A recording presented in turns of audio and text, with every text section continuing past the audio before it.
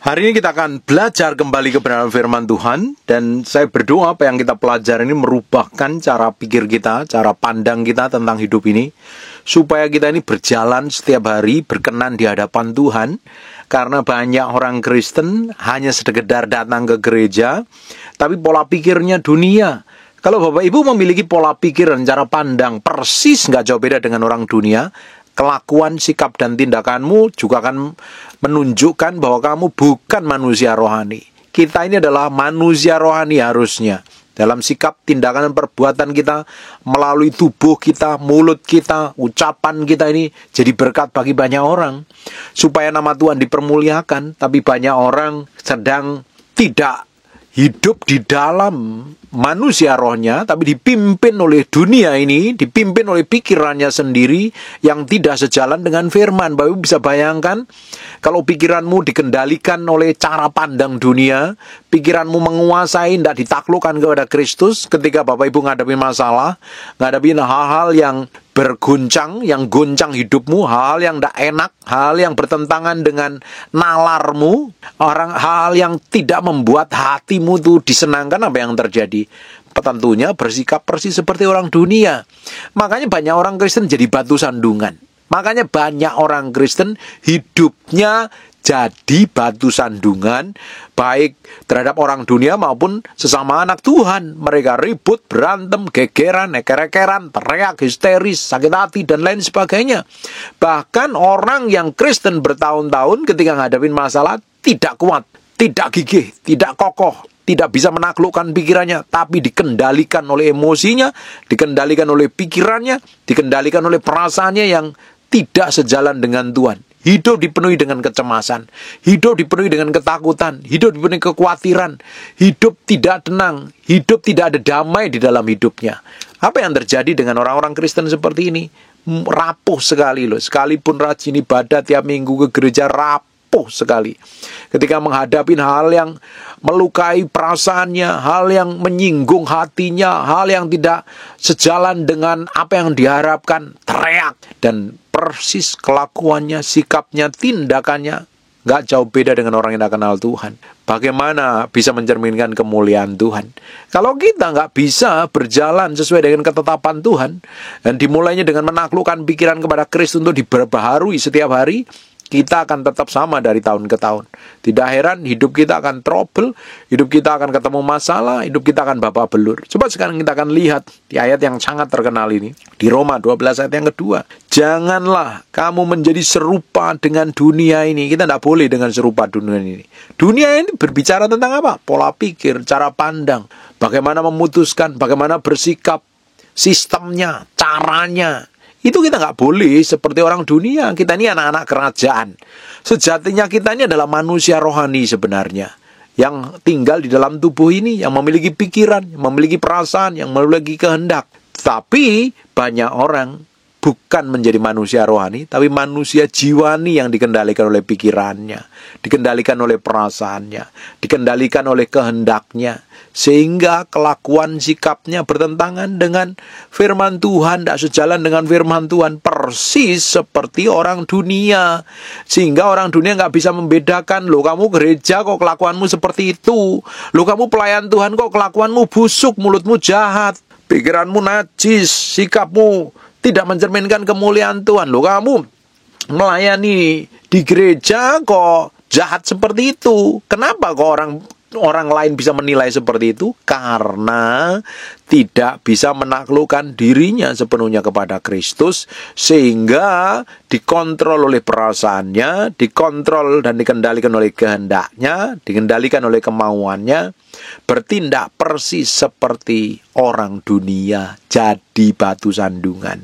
Kita tidak boleh seperti orang dunia, menjadi serupa dengan dunia. Kita harus pakai pola pikir Kristus, cara pandang Kristus ketika kita menghadapi masalah, ketika kita menghadapi tekanan, ketika menghadapi hal yang tidak enak dalam batin kita. kita bersikap tepat seperti firman dalam tindakan kita, dalam perkataan kita, dalam perbuatan kita, itu akhirnya mencerminkan kemuliaan Tuhan. Patokannya Yesus Kristus. Karena kita ini manusia rohani, tindakan kita harus tindakan rohani, perkataan kita harus perkataan rohani. Bagaimana mungkin kita ngaku anak Tuhan tapi perkataan kita seperti orang dunia, sikap kita, keputusan kita nggak jauh beda dengan orang yang nggak kenal Tuhan, persis seperti orang dunia. Kamu bukan manusia rohani, kamu manusia duniawi. Justru karena kita ini tidak boleh serupa dengan dunia ini, tetapi berubahlah oleh pembaharuan budimu. Budi itu letaknya di jiwa kita, di pikiran kita, di perasaan kita, di kehendak kita. Di area jiwa ini yang harus diperbaharui. Saya sudah ngomong berkali-kali, manusia terdiri dari 3 bagian. Roh itu tempat tinggalnya Tuhan, yang diperbarui, yang dilahirkan kembali itu manusia roh kita. Jiwa itu berbicara tentang pikiran, perasaan, dan kehendak kita. Itu yang harus dibaharui setiap hari sesuai dengan firman. Supaya apa? Sehingga kamu dapat membedakan manakah kehendak Allah. Jadi kita itu ngerti tujuan kehendak Allah itu apa.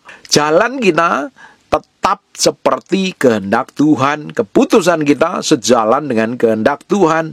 Kehendak Tuhan itu apa saja? Apa yang baik, yang berkenan kepada Allah, dan yang sempurna. Jadi kita ini sedang berjalan disempurnakan menjadi serupa segambar dengan Kristus.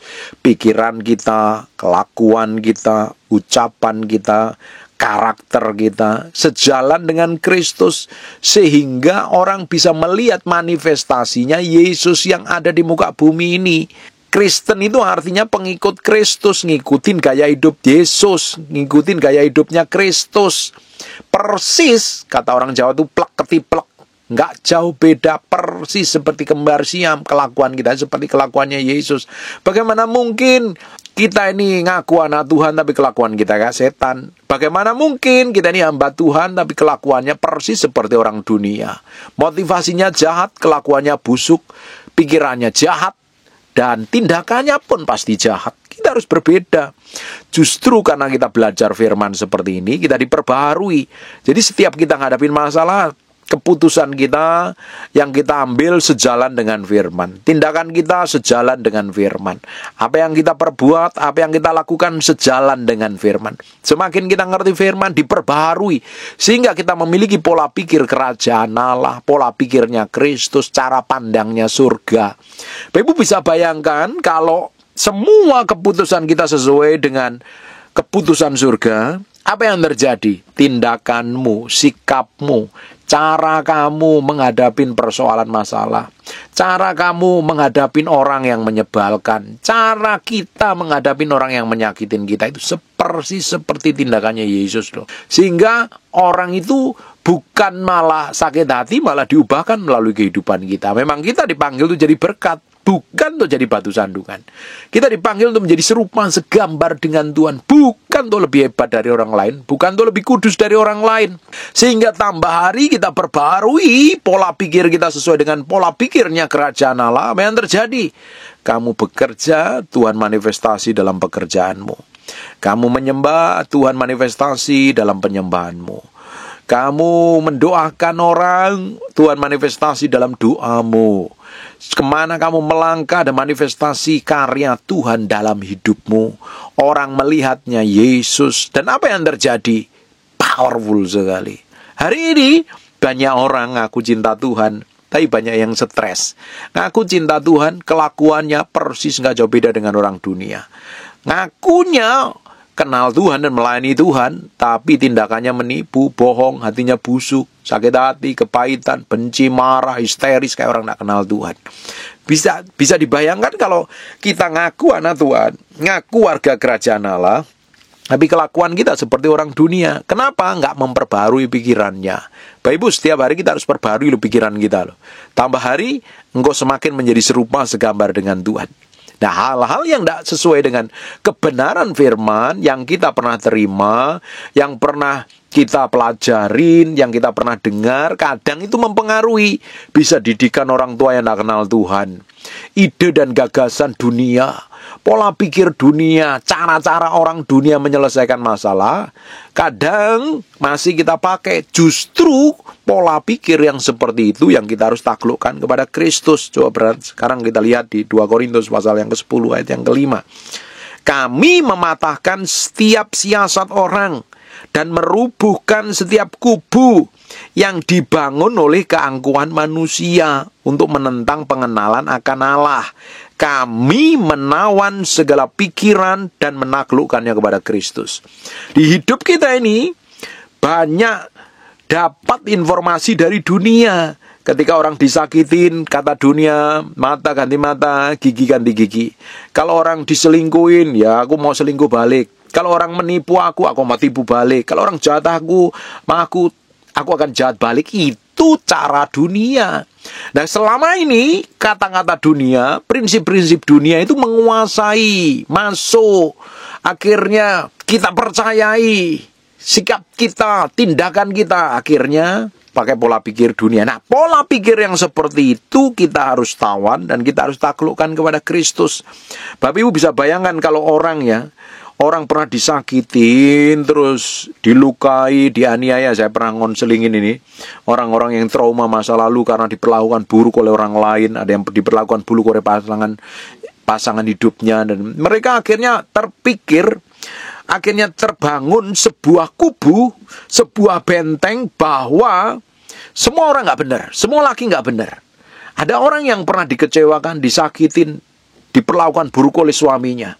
Bertahun-tahun diperlakukan buruk. Akhirnya timbul di dalam pikirannya sebuah benteng, sebuah kubu bahwa setiap laki-laki jahat.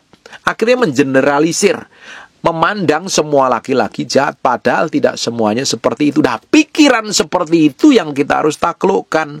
Cara pandang seperti itu yang kita harus taklukkan. Belum lagi didikan kita dari orang tua kita, cara pandang, cara berpikirnya, filsafat dunia yang kadang kita pakai dan kita terapkan dalam hidup kita. Itu loh yang membuat kita ini nggak susah diperbarui. Pokoknya, kalau udah ngomong pokoknya, akunya begini. Kalau udah seperti itu, karena kita pakai pola pikir dunia, nggak mau berubah, karena pikiran kita udah terbangun oleh benteng dan kubu-kubu yang harus diruntuhkan, ditaklukkan kepada Kristus, dan diperbarunya, dibangun dasar baru dengan kebenaran firman Tuhan. Sehingga setiap yang kita putuskan, yang kita ambil, setiap sikap kita sejalan sesuai dengan firman Tuhan. Di ujungnya kalau kita ini berjalan setiap hari diperbarui, lama-lama kita kenal kehendak Allah, apa yang baik, yang berkenan, dan yang sempurna. Tambah kita disempurnakan. Kita pakai pola pikir Kristus. Makanya setiap hari kita harus izinkan Tuhan mengkoreksi hati kita. Kenapa kok kita harus saat teduh? Kenapa kok kita harus berdoa? Kenapa kita harus berdiam diri di hadapan Tuhan? Kenapa kok kita harus membangun keintiman dengan Tuhan? Karena dengan seperti itu kita izinkan Tuhan menyelidiki, kenali hati kita, diuji semua tindakan dan sikap kita, supaya Tuhan mengenali pikiran-pikiran kita. Kalau yang kita lakukan tidak sejalan dengan firman, kita berbalik, berjalan sesuai dengan ketepatan ilahi, berjalan sesuai dengan firman. Keputusan yang kita ambil yang salah selama ini, kalau kita izinkan Tuhan menyelidiki, kita sadar diri. Hati kita ini jadi mudah dibentuk. Hati kita ini begitu lunak dan mudah sekali diubahkan. Ya, perhatikan di Mazmur 139 ayat yang ke-23. Selidikilah aku ya Allah, kenalah hatiku. Ujilah aku dan kenalah pikiran-pikiranku. Bapak Ibu, kalau kita tidak mau mengkoreksi diri kita, kita lebih suka mengkoreksi orang lain.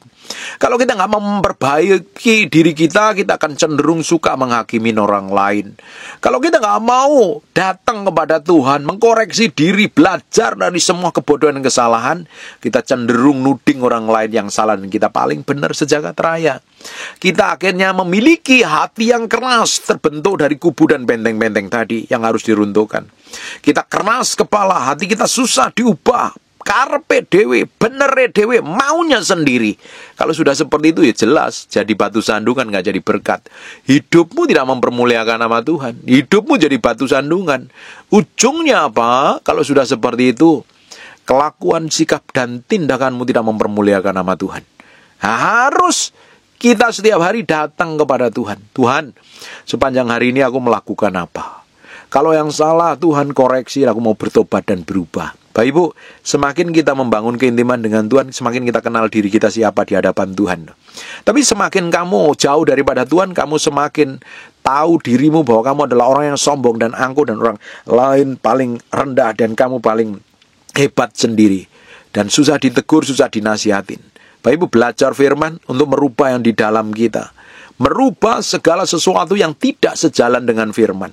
Pikiran-pikiran, filosofi-filosofi, pemahaman-pemahaman, masukan-masukan, segala sesuatu yang tidak sejalan dengan firman yang kita pernah dengar, yang kita pernah pelajari, yang pernah kita lakukan, kita buang, kita tanggalkan, kita pakai pikirannya Kristus. Bapak Ibu, kalau engkau dipenuhin seperti ini, apa yang terjadi? Lidah bibirmu akan penuh nilai, kata-katamu penuh makna, hidupmu jadi berkat, hidupmu menjadi terang bagi banyak orang. Di Amsal 10 ayat yang ke-20, lidah orang benar seperti perak pilihan. Lidahnya orang benar yang udah diperbarui itu seperti perak pilihan, berharga dan bernilai. Kata-katamu tidak kosong, tidak hampa. Engkau tidak akan menghakimi orang lain, engkau tidak akan merendahkan orang lain. Justru semua perkataan yang dari lidah bibirmu menjadi berkat bagi banyak orang dan nama Tuhan yang dipermuliakan. Kalau kita semakin diubahkan seperti ini, Bapak Ibu bisa bayangkan apa yang terjadi? Nama Tuhan semakin dipermuliakan. Tetapi kalau kita ini pakai pola pikir dunia, kalau kita jadi orang Kristen, tapi kelakuan, sikap, dan tindakan kita ini nggak jauh beda dengan orang dunia, apa yang terjadi? Tetapi pikiran orang fasik sedikit nilainya, nggak berharga. Kata-katamu nggak ada nilainya, pikiranmu nggak ada nilainya, hidupmu nggak ada nilainya, hanya bikin trouble di mana-mana. Saya ini pernah punya tetangga bikin trouble terus, sama orang nggak pernah cocokan, sampai dijauhin oleh tetangga yang lain, nggak ada teman. Karena apa ya? Memang mulutnya jahat, kelakuannya busuk. Karena memang pola pikirnya, pola pikir orang dunia persis. Ya bagaimana orang mau dekat dia dengan nyaman? Nggak bakalan bisa. Semakin kita diubahkan, semakin kita diubahkan, semakin kita diperbarui. Semakin kita diperbarui di dalam roh dan pikiran kita, kita semakin diubahkan menjadi serupa segambar dengan Tuhan. Di Efesus 4 ayat 23, supaya kamu dibaharui di dalam roh dan pikiranmu. Di dalam roh kita semakin kuat, kokoh, dan teguh, semakin dipenuhi dengan roh Tuhan, dan pikiran kita diperbarui sejalan dengan firman Tuhan. Apa yang terjadi? Hidupmu benar-benar bernilai dan berharga.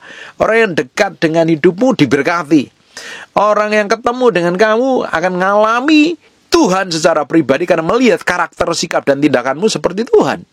Tapi akan berbanding terbalik kalau kamu nggak pernah memperbarui pola pikirmu dan cara pandangmu. Kamu tidak jauh beda dengan orang dunia, kelakuanmu busuk, bejat, dan jahat. Dan setiap hari kita harus menaklukkan pikiran kita loh. Apapun itu namanya. Bapak Ibu, kalau kita bisa menaklukkan pikiran-pikiran ini kepada Kristus, dan apa yang terjadi? Kita menjadi orang yang merdeka dan berkemenangan. Kita bisa ngadapin hal yang buruk, kita bisa diperlakukan yang buruk, kita berada di situasi yang buruk sekalipun, kita berada di jalan buntu sekalipun, karena kita tahu dan kenal Tuhan, karena kita ngalami Tuhan, pikiran kita diubahkan sejalan dengan firman, kita menjadi orang yang tenang. Kita berjalan tetap teguh, kokoh, tidak terguncangkan. Tapi kalau orang-orang ini pikirannya pakai pikiran dunia, apa yang terjadi? Kamu akan mudah rapuh dan goncang. Nggak punya pegangan hidup, hidupmu nggak ada nilainya. Sekalipun kamu diberkatin kaya raya, tapi hidupmu nggak ada nilainya, isinya pusing, ribut, ruwet, kacau, dan berantakan. Dikit-dikit ruwet, bahkan kelakuan, sikap, tindakanmu itu jahat. Bapak Ibu, kita perlu setiap hari menaklukkan pikiran kita, menyelaraskan dengan firman. Di Filipi 4 ayat 8, jadi akhirnya saudara-saudara, semua yang benar itu yang harus dipikirin. Semua yang mulia, semua yang adil, yang kudus, yang suci, semua yang manis-manis, yang baik-baik, semua yang sedap didengar, semua yang disebut kebajikan dan patut dipuji, pikirkanlah semuanya itu. Kita punya pikiran itu pikiran Kristus. Bapak Ibu, coba cek pikiranmu sendiri. Kalau kamu ngelihat orang lain, pikiranmu busuk, pikiranmu jahat. Kamu ngelihat suamimu, kelakuannya memang busuk tapi pikiranmu tambah busuk, kamu buka pakai pikiran Kristus dulu. Pikiran seperti itu engkau harus taklukkan kepada Kristus sepenuhnya. Kalau enggak, kamu akan seperti orang dunia. Tidak heran hidupmu jadi batu sandungan. Kalau engkau nggak bisa menaklukkan pikiranmu, kelakuan, sikap, dan tindakanmu persis seperti orang dunia. Tidak jadi berkat, justru jadi batu sandungan. Bikin trouble, bikin kekacauan di mana-mana. Naklukkan pikiran ini by proses, step by step. Kalau kita nggak bisa menaklukkan, nanti dosa lamamu akan nyeret mempengaruhi di area pikiranmu. Akhirnya apa? Jatuh di dalam dosa. Ngalami kehancuran, hidup babak belur, hidup berantakan, hidup ruwet, dan tidak jadi berkat. Jadi saya berdoa apa yang kita pelajarin hari ini benar-benar merubah cara pandangmu sehingga hidupmu diubahkan. Engkau menjadi orang yang berketetapan menjadi serupa segambar dengan Tuhan. Semakin hari didapatin menyenangkan hati Tuhan. Dalam sikap, tindakan, dan perbuatan mencerminkan perbuatan Yesus di muka bumi. Nanti banyak orang diberkati. Kamu pergi, kamu kemanapun melangkah, orang diberkati. Orang dijamah Tuhan, orang dilawat Tuhan. Orang-orang seperti ini akan mengalami kepenuhan Tuhan. Dan Tuhan akan memanifestasikan dirinya melalui orang-orang yang seperti ini. Bisa dipercayakan perkara ilahi yang besar. Dan tentunya nama Tuhan yang dipermuliakan. Saya berdoa, ini firman agak berat dan perlu menaklukkan sepenuhnya kepada Kristus. Kalau enggak, kamu akan tetap jadi manusia duniawi. Pilihanmu semuanya. Kamu mau dipercayakan perkara ilahi? Kamu mau pingin jadi berkat bagi banyak orang? Atau kamu mau jadi batu sandungan? Bikin trouble dimanapun. Perhatikan nih orang-orang yang selalu diperhadapkan dengan masalah buruk dalam hidupmu. Dipertemukan dengan orang buruk kelakuannya dan sikapmu. Masih seperti orang dunia, kamu perlu berubah. Kamu perlu menyelaraskan pikiranmu kepada Kristus. Orang yang dipenuhi dengan kekacauan, kecemasan, sampai nggak bisa tidur, stres, bingung, penyakit mendatangimu, kamu bisa menaklukkan pikiranmu kepada Kristus. Dibaharui itu, diselaraskan dengan firman.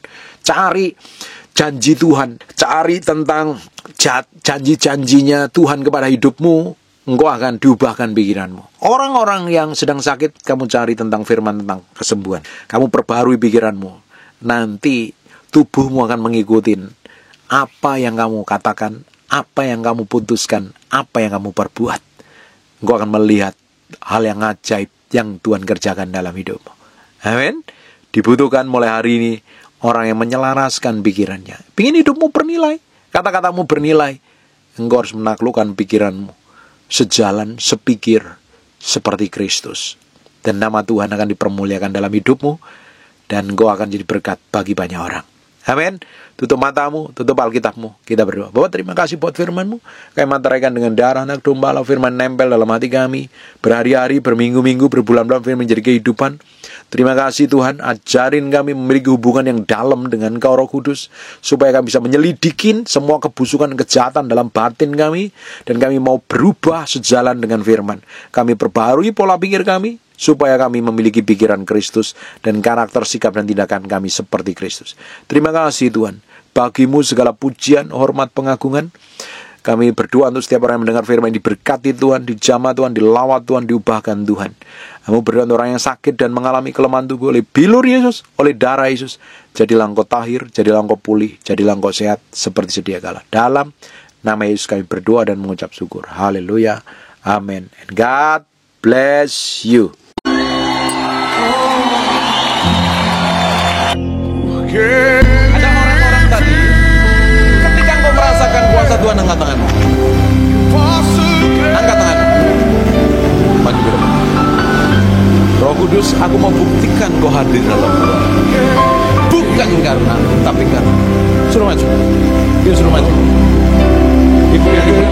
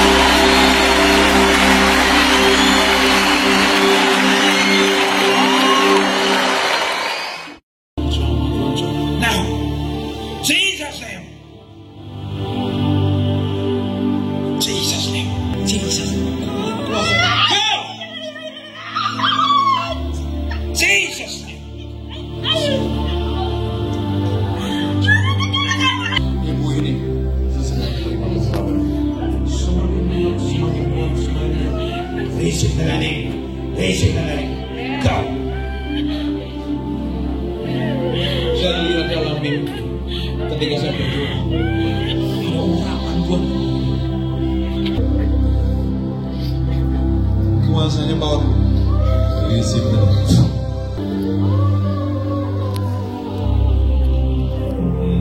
Jesus name. Isi tenang. Down. Jesus. Masih nggak tahan dengan hadirat Tuhan ya? Ya, masih nggak tahan dengan hadirat Tuhan. Kuasa Jesus name semakin mengalir Jesus name. Biarin.